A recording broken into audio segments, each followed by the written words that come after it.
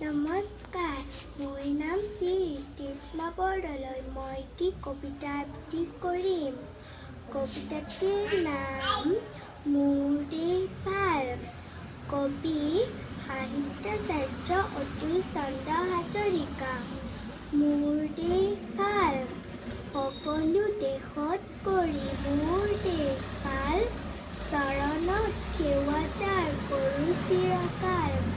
ক'ত আছে এনে মাটি সোণৰ চপৰা, ক'ত আছে এনে পানী সুধাৰ নিজৰা, ক'ত আছে এনে ধান এই ধৰণীত, ক'ত আছে এনে ধন হাবি বননিত, ক'ত আছে এনে পলু এৰী মুগা পাট, ক'ত আছে এনে পক্ষী অমাতৰ মাত, ক'ত আছে এনে ফুল ফুলে বাৰ মাহ, ক'ত আছে এনে ফল দেখিলে উলাপ, ক'ত আছে এনে ঠাই সৰহ ফুলনি, ক'ত আছে এনে আই সোণৰ গোহানি, ভাই ভনী মিলি য'ত থাকোঁ চিৰকাল, সকলো দেশত কৰি মোৰ দেশ ভাল।